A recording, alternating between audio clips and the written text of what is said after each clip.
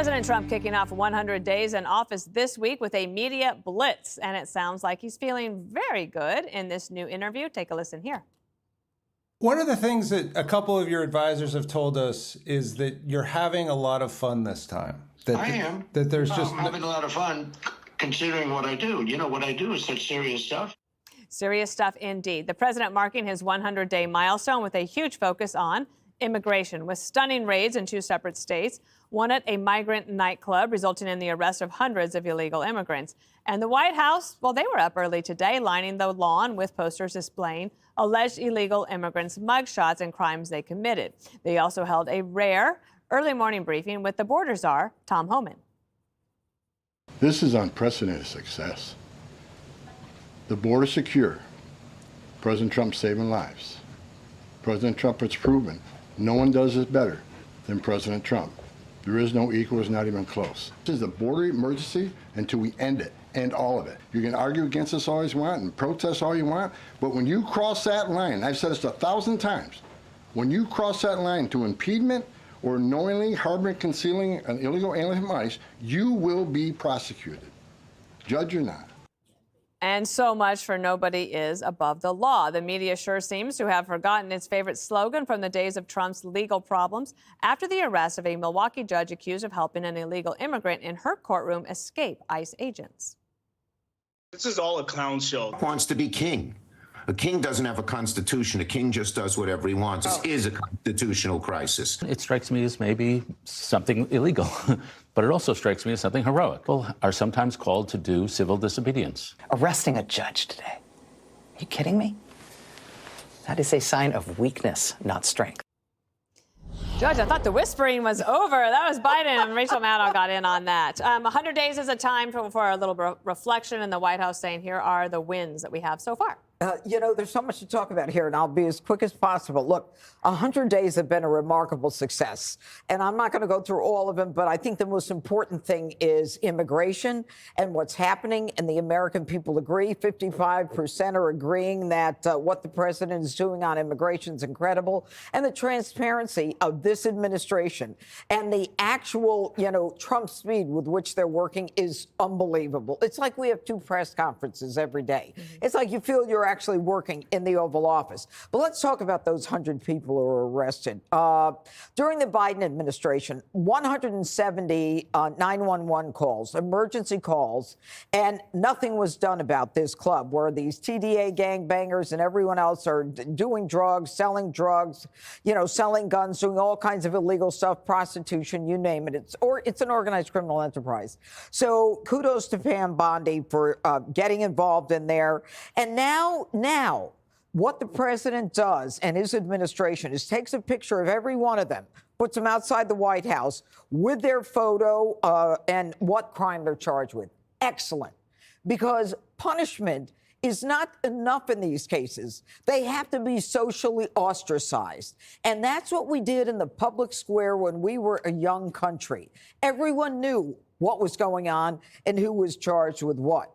So as far as I'm concerned, those individuals who want to blur their faces on the left, they say we should blur them. Why? Do they have privacy rights? Are they even citizens here? So, but let's move on to the judge. This judge should be removed from the bench, all right? No one knows better what she was doing than she herself. She made it clear in terms of her actions and in her words, her intent and in what she did.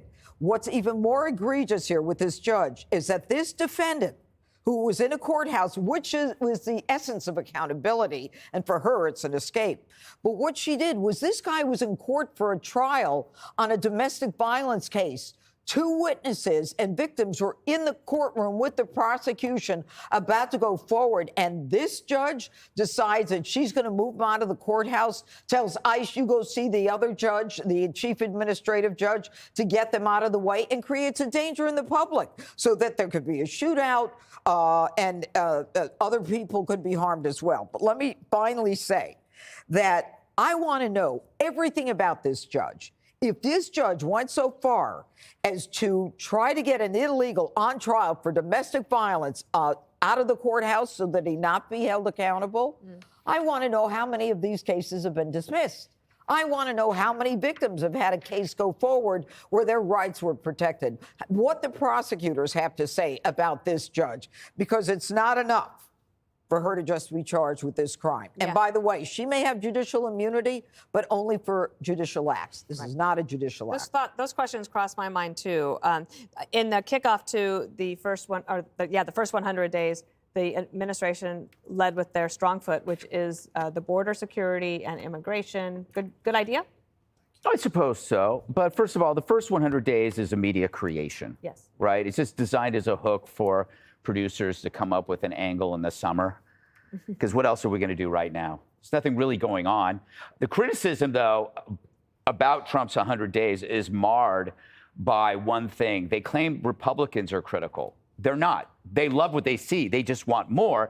And then when you look at the Democrats' criticism, you have to ask a follow-up question. What is it that's bothering you?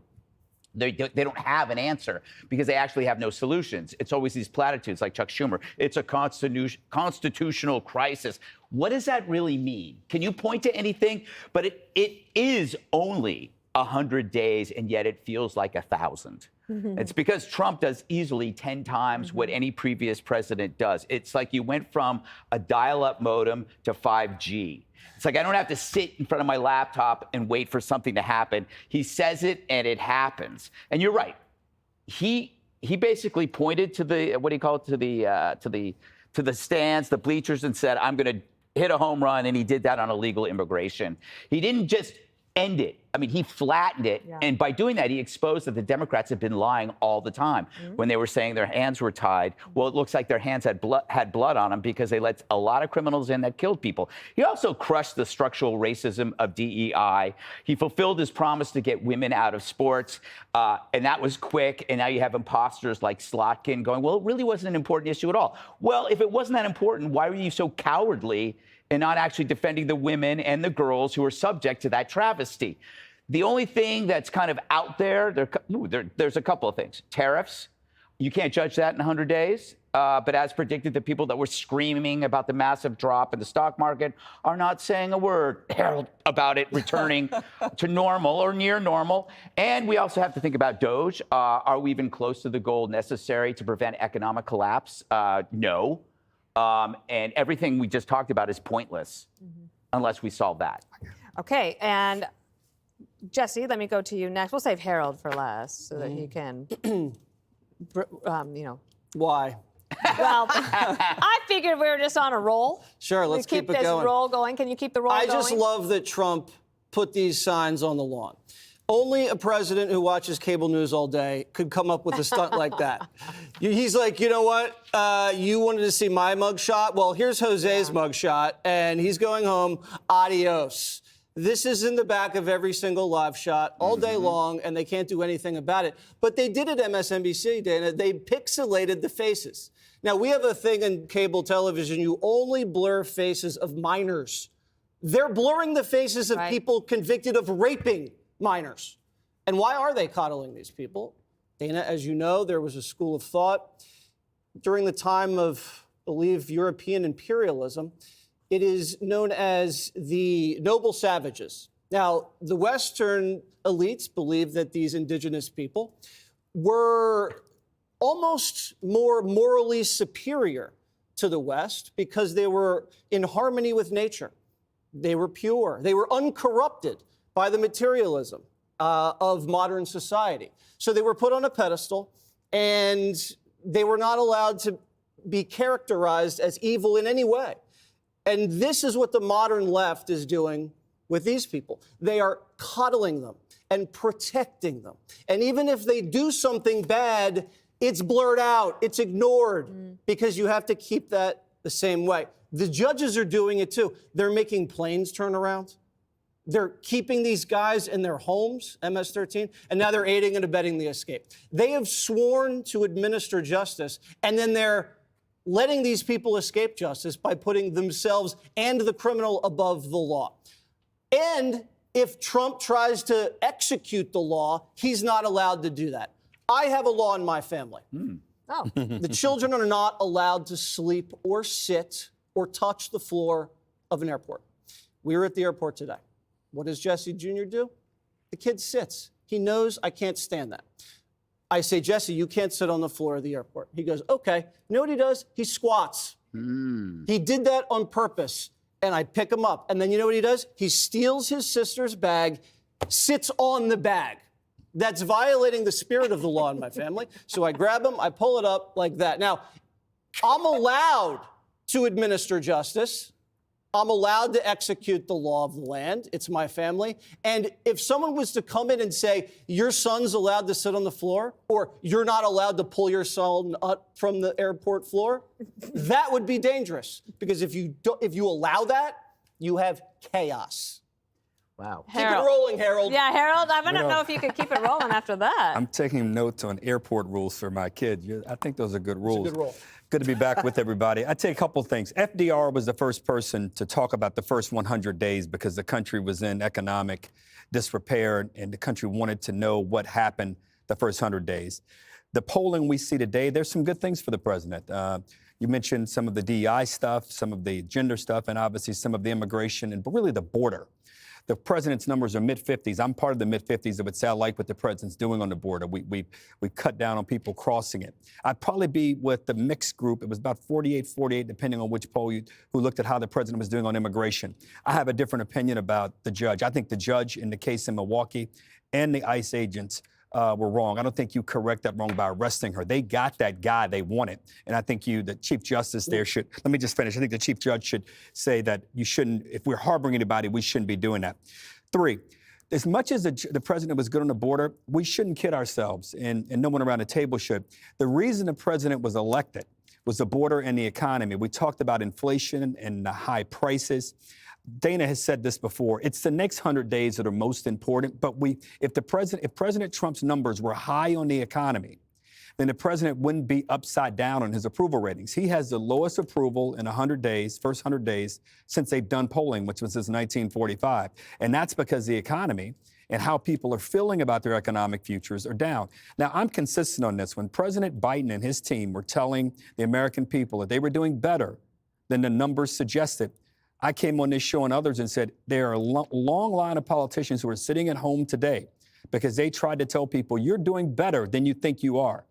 70% of those polled believe that we are at or near a recession. A little more than that number believes that we're not doing right on tariffs, whatever anyone around the table wants to say about tariffs. And about that same number don't like all of the cuts in government. They like the idea and they believe that we can shrink and get out the redundancies and the fraud and abuse, but they think we can be doing it a little bit better. But I end on this. Democrats shouldn't show too much glee here. We have to offer ideas ourselves. The first 100 days, the president did not end the war in Ukraine, like he said, in 24 hours. He did not end all the fighting in the Middle East, and he certainly hasn't reduced prices. But guess what? That is not redounded to our benefit yet. It will only redound when we actually start talking about ideas and we put forward positive plans for the future. And that's the next segment. Well, then you're not going to like the next segment, Harold, because we got some things to show you. Up next, the Democrats are singing again to stop President Trump and Republicans. Be right back. Click here to subscribe to the Fox News YouTube page to catch our hottest interviews and most compelling analysis. You won't get it anywhere else.